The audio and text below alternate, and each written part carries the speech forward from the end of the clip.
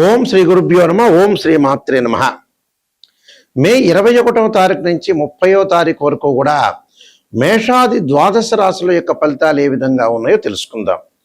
ప్రధానంగా గ్రహగతుల్ని మనం చూసినట్లయితే కుజుడు మేషరాశిలో, వృషభంలో రవి బుధులు, మిథునంలో శుక్ర గురువులు, అలానే కుంభంలో రాహు, మీనంలో శని, సింహంలో కేతు యొక్క సంచారం.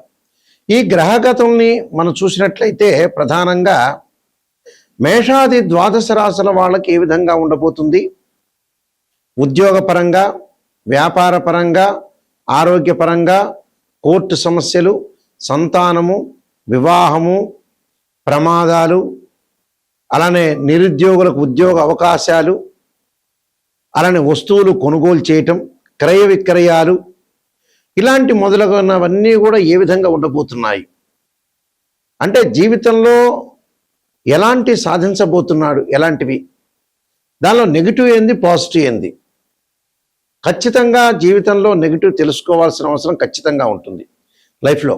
ఆ నెగిటివ్ని మనం పాజిటివ్ చేసుకోవటం ఎలాగా అనేది ఆలోచన చేస్తేనే మన లైఫ్ అనేది ముందుకు వెళ్ళే అవకాశం ఖచ్చితంగా ఉంటుంది. ఎప్పుడు కూడా మనం పాజిటివ్ అనేది కాదు, ఇక్కడ పాజిటివ్ అనేది సహజంగా మీకు తెలిసిన విషయమే. కానీ నెగిటివ్ని పాజిటివ్ చేసుకొని మనం సూపర్ స్టార్స్ కావటం ఎలాగా అంటే శ్రేయ లోపం మెరుగుట పెద్ద విద్య, లోపం ఎరిగిన వాడే పూర్ణవుతాట. అంటే మన లోపాలని మనం సవరణ చేసుకొని ముందుకెళ్తే జీవితం అనేది సార్థకత అవుతుంది. అంటే పిల్లల యొక్క చదువులు, వాళ్ళ వివాహాలు, మన గ్రోత్, ఎకనామిక్ గ్రోత్, ఫైనాన్షియల్ పరంగా ఉండే డెవలప్మెంట్స్, ఫారిన్ కంట్రీస్కి వెళ్ళటం, ఇలాంటివన్నీ కూడా ఏమిటి, ఏ విధంగా ఉండబోతున్నాయి అంటే అనవసరమైన ఖర్చులు పెడుతున్నామా, అనవసరమైన బిజినెస్ చేస్తున్నామా, అలానే అనవసరంగా అధిక ప్రయాణాలు చేస్తున్నామా, అనవసరంగా వేరే వాళ్ళకి డబ్బులు ఇస్తున్నామా, ఫారెన్లో వెళ్ళి సెటిల్మెంట్ కాని వ్యక్తులు కూడా డబ్బులు ఖర్చు పెట్టి ఫారెన్కి వెళ్ళే అవకాశాలు ఉంటాయి. మరి ఇండియాలో ఉండటం మంచిదా, అబ్రాడ్ వెళ్ళటం మంచిదా? ఎక్కడ అనవసరమైన టైం వేస్ట్ చేసుకోకుండా, కాలయాపన చేసుకోకుండా లైఫ్ని కరెక్ట్ సమయంలో మనం లీడ్ చేసుకుని లైఫ్ని ఎన్హాన్స్ చేసుకొని మనం ముందుకెళ్తే మనం ఖచ్చితమైన మంచి రిజల్ట్స్ వచ్చే అవకాశాలు ఖచ్చితంగా ఉంటాయి. అంటే జీవితంలో అనవసరమైన టైం వేస్ట్ చేసుకోకుండా లైఫ్ని ముందుకు తీసుకుని వెళ్తే మనకు మంచి ఫలితాలు వచ్చే అవకాశం ఉంటుంది.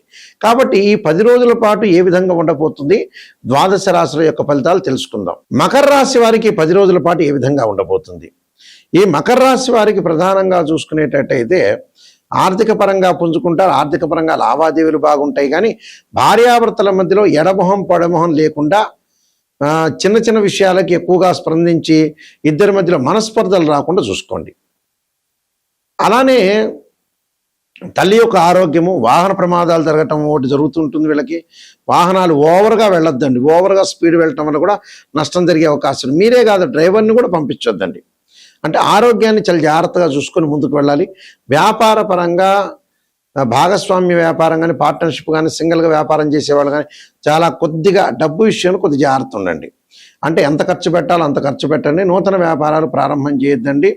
శుభ కార్యక్రమాలు కూడా 1-2 శుభ కార్యక్రమం వాయిదా పడి, అంటే ఒకసారి అమ్మాయిని చూసిన తర్వాత వద్దని, తర్వాత మళ్ళీ కావాలని, అంటే 1-2 సార్లు పోస్ట్ పోన్ జరిగి చివరి జరిగే అవకాశాలు బాగా ఎక్కువ ఉంటాయి. ఆకస్మికంగా ధనలాభం, వ్యాపార పరంగా మంచి లాభాలు, వ్యాపార పరంగా లాభాలు, పనులలో విజయం సాధించే అవకాశాలు ఎక్కువ ఉంటాయి.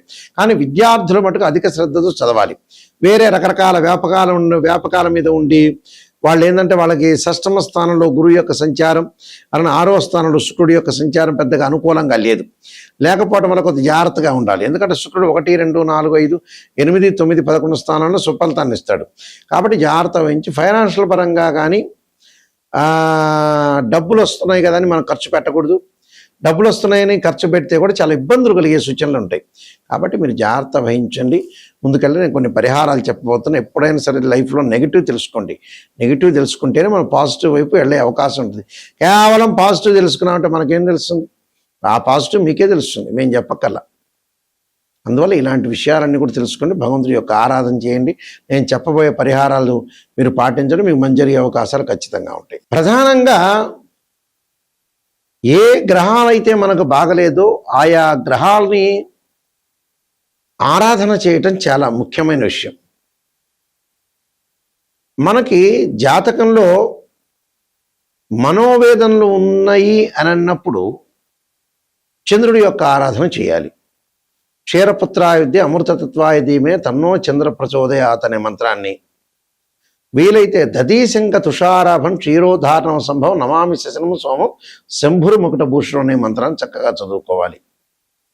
అలానే ఉద్యోగపరంగా ఇబ్బందులు రావటం, ఆరోగ్యపరంగా ఇబ్బందులు కలుగుతున్నాయా, ఖచ్చితంగా సూర్య భగవాను ఆరాధన చేయాలి. సూర్య భగవాను ఆరాధన చేయాలంటే జిల్లేడు సమిధలతోటి హోమం చేయటం,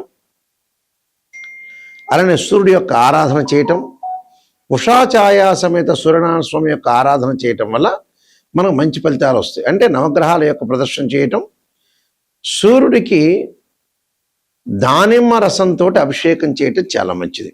అంటే దానిమ్మ రసంతో చక్కగా సూర్యుడి యొక్క ఆరాధన చేయాలి. అప్పుడు ఆరోగ్యం బాగుంటుంది, ఉద్యోగపరంగా ఇబ్బందులు లేకుండా ఉంటాయి. అలానే కుజుడు వల్ల ప్రమాదం జరుగుతుందా, మన జాతకంలో కుజుడు బాగలేదా అంటే అంగారకుడిని ఆరాధన చేయాలి. సుబ్రహ్మణ్య స్వామి యొక్క ఆరాధన చేయాలి. తత్పురుషాయుధే మహాసేనాయుధీమే తన్నో షణ్ముఖ ప్రచోదయాత్ అనే మంత్రాన్ని చక్కగా చదువుకోవాలి. అలానే సుబ్రహ్మణ్య స్వామి యొక్క అష్టకము 2 జంట సర్పాలను దానం చేయాలి. బుధుడి వల్ల వ్యాపారపరంగా ఇబ్బందులు కలుగుతున్నాయా, బుద్ధి వికసించట్లేదా, జ్ఞానం అనేది పెరగట్లేదా, మనం చేసే పని ఏం చేస్తున్నాం అర్థం కాకుండా ఉంటుందా, అంటే బ్రెయిన్ మెచ్యూరిటీ వాల్యూస్ పెరగట్లేదా అంటే బుధుడి యొక్క ఆరాధన చేయాలి.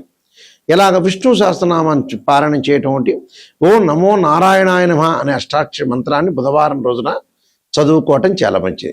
దాంతోపాటు పెసలు దానం చేయటం చాలా మంచిది. అలానే ధనకారకుడైన గురువు బాగుండట్లేదా, విద్య యందు విద్యార్థులకు అనుకూలంగా లేకపోతే దక్షిణామూర్తి స్తోత్ర పారాయణం చేయటం, దత్తాత్రేయ స్వామి యొక్క పారాయణం చేయటం, అలానే గురువుకి అంతరిక్ష దేవతైన తారా మహాదేవి యొక్క స్తోత్రాన్ని పారాయణం చేయాలి.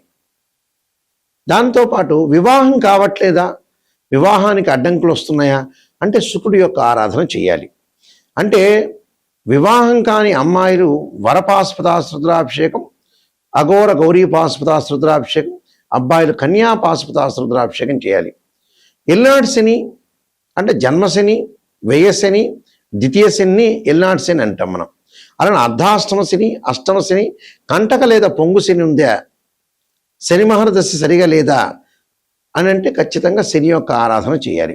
నీలాంజన సమాభాసం రవిపుత్రేమాగ్రజం ఛాయామార్తాండ సంభూతం తమ నమామి శనైశ్వరం మంత్రంతో పాటు దక్షిణాకాళి యొక్క స్తోత్ర పాలనం చేయటం, అలానే నల్లని ద్రాక్షారత్నంతో శనికి అభిషేకం చేయటం చాలా మంచిది. అలానే విదేశాలకు వెళ్ళలేకపోతున్నారా, చక్షు దోషాలనేవి ఉంటే రాహు యొక్క ఆరాధన చేయాలి. రాహుకు అధిష్టాన దేవతైన దుర్గాదేవిని, అలానే సర్పాన్ని ఆరాధన చేయాలి. అంటే నాగరాజాయుధమే పృథ్వీధరాయుధమే తన్నో సర్ప ప్రచోదయాత్ అనే మంత్రాన్ని చదువుకోవాలి. అలానే కేతు యొక్క దోషం ఉంటే గణపతి యొక్క ఆరాధన చేయాలి. అంటే గణపతిని గకార అష్టోత్తరంతో ఆరాధన చేయాలి. అలానే ఇక్కడ దానితో పాటు ధనానికి సంబంధించిన ఇబ్బందులు కలిగితే ఓం యక్షాయ కుబేరాయ వైశ్రవణాయ ధనధాన్యాధిపతే ధనం ధాన్యం సమృద్ధిమే దేహిమే దాపైస్వ అనే మంత్రాన్ని కూడా చక్కగా చదువుకోవటం చాలా మంచిది. అలానే శత్రువులు ఎక్కువగా ఉన్నారా, కార్తవీర్యార్జునుడి యొక్క మంత్రాన్ని, భగళాముఖి అమ్మవారి యొక్క ఆరాధన చెయ్యాలి. అలానే రాహుకేతుల యొక్క దోషం ఉంటే కూడా ధూమవతి యొక్క అమ్మవారి యొక్క ఆరాధన చేయటం చాలా మంచిది. ధూమవతి యొక్క ఆరాధన చేయటం వల్ల కూడా మనకి దోషం అనేది తొలగిపోతుంటుంది. అలానే వివాహం కావట్లేదు, దగ్గరకు వచ్చినట్టు వచ్చి వివాహాలు వెనక్కి వెళ్ళిపోతున్నాయా, కమలాదేవి యొక్క స్తోత్ర పారాయణం చేయటం కూడా చాలా మంచిది. అంటే ఇవన్నీ కూడా ప్రత్యేకంగా రెమెడీస్, ఇవన్నీ కూడా గోచారరీత్యా చెప్పబడే ఫలితాలు మాత్రమే గుర్తుపెట్టుకోవాలి. ఇవన్నీ కూడా మనం చెప్పే ఫలితాలు ప్రతిసారి కూడా రాశి ఫలితాలు 20% సూచనలు మాత్రం. కానీ 80% ఎలా ఉంటుంది, బర్త్ చార్ట్ మీదే డిపెండ్ అయి ఉంటుంది. బర్త్ చార్ట్ అంటే ఏమిటంటే ఒక చెట్టు కింద వేళ్ళు అని అర్థం. ఆ వేళ్ల పైన కాండం ఉంటుంది, దాని కొమ్మలు ఉంటాయి, ఆకులు ఉంటాయి. ఆకులు అంటే ఏమిటంటే గోచారం. ఆకులు ఎలా ఉంటుంది, రైన్ సీజన్లో వస్తుంది, వింటర్ సీజన్ అలానే ఉంటాయి, సమ్మర్ సీజన్లో కింద పడిపోతుంటాయి. ట్రాన్సిట్ సిస్టానికి అలానే బర్త్ చార్ట్కి లాట్ ఆఫ్ డిఫరెన్స్ ఉంది. కానీ నిజంగా ఆస్ట్రాలజర్ని ఎవరైనా అప్రోచ్ అయితే ఎవరినైనా సరే, మమ్మల్నే కాదు మీరు ఏరే వాళ్ళైనా సరే అప్రోచ్ అయినప్పుడు గురువుగారు నిజం చెప్పండి, నెగిటివ్ అయినా పాజిటివ్ అయినా చెప్పండి అని తెలుసుకోవాలి. చాలామంది కూడా ఈ మధ్యకాలంలో ఏం చేస్తున్నారు, పాజిటివ్ చెప్పడానికి ఊవిర్లాడుతున్నారు. ఆహా, ఆ ఆస్ట్రాలజర్ నాకు పాజిటివ్ చెబుతున్నారేమో, మరి అద్భుతంగా చెబుతారు, నేనంతా నెగిటివ్ అయితే నేను వినలేను, ఆ చెవులకి నాకు నెగిటివ్ ఎక్కదు అని ఆలోచన చేసేవాళ్ళు చాలామంది ఎక్కువ ఉన్నారు. దానివల్ల ఆస్ట్రాలజర్స్కి నష్టం ఉండదు. ఆస్ట్రాలజర్స్ మిమ్మల్ని పొగుడుతుంటారు, మీరు హ్యాపీగా 10 నిమిషాల్లో కన్సల్టింగ్ ఫీజు ఇస్తారు, ఆ 10 నిమిషాల్లో హ్యాపీగా ఫీల్ అవుతారు. కానీ ఒకరోజు 1 గంట హ్యాపీ కాదు అది. నిజంగా జీవితంలో తెలుసుకుంటే, నెగిటివ్ని తెలుసుకుంటే దాన్ని సర్దిద్దుకునే అవకాశం ఖచ్చితంగా ఉంటుంది. ఆ విషయాలు ప్రతి వాళ్ళు కూడా గమనించాలి. చాలామంది కూడా ఆలోచన చేస్తున్నారు నెగిటివ్ నెగిటివ్ నెగిటివ్ అని. పాజిటివ్ పాజిటివ్ ఆలోచన. పాజిటివ్ ఏముందండి, పాజిటివ్ మీకు తెలిసిందే. మీకు ఎంత ఉద్యోగం ఉంటుందో తెలుస్తుంది, మీ జీవిత చరిత్ర ఏందో మీకే తెలుస్తుంది. కానీ రాబోయే రోజుల్లో నెగిటివ్ ఎలా ఉండబోతుంది, దశలు అంతర్దశలు ఎలా ఉంటాయి, 16 లగ్న కుండలని అనాలిసిస్ చేయటము, అలానే 16 లగ్న కుండల్లో కూడా డివిజనబుల్ చార్ట్స్ ఉంటాయి డిగ్రీల్లో. మ్యాథమెటికల్ క్యాల్కులేషన్ చేయాలి.